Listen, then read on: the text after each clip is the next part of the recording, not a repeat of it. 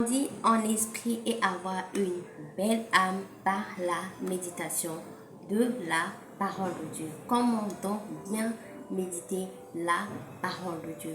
Il faudra savoir que tout ce qui concerne Dieu ne peut être fait sans l'aide du Saint-Esprit.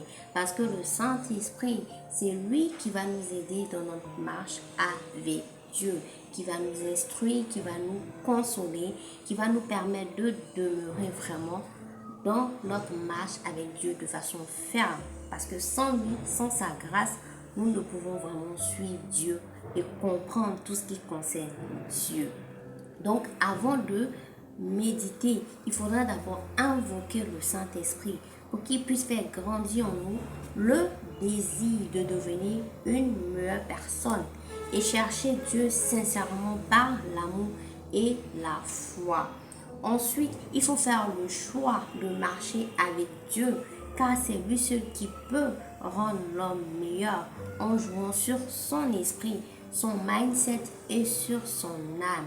Il faudra justement avoir une régularité, c'est-à-dire apprendre à méditer quotidiennement. C'est ainsi que Josué 1, verset 8 nous exhorte justement à demeurer quotidiennement dans la parole de Dieu, car c'est en cela que nous allons grandir en esprit et avoir une belle âme. Il faut également avoir une attitude de confiance et d'abandon, comme on l'a dit, au Saint-Esprit, parce que c'est lui qui va nous aider à comprendre les choses spirituelles, voilà, qui concernent Dieu.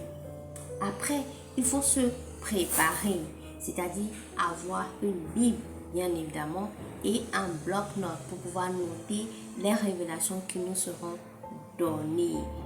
Également, se mettre dans un endroit calme, parce que c'est ainsi qu'on va pouvoir bien méditer. La méditation demande un calme. Après, il faut prier pour demander au Saint-Esprit justement de disposer l'atmosphère, de fermer nos yeux humains, d'ouvrir justement nos yeux spirituels ainsi que notre entendement spirituel.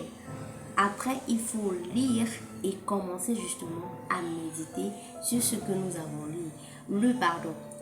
Lire plusieurs fois, c'est-à-dire au moins 3 fois quand il s'agit d'un verset biblique. Mais lorsqu'il s'agit, parce que nous, personnellement, nous lisons des chapitres. Mais après, il faudra savoir que c'est aussi un processus. Mais déjà, lire, lorsque c'est un verset, plusieurs fois, afin de pouvoir vraiment comprendre par l'aide ou avec l'aide du Saint-Esprit.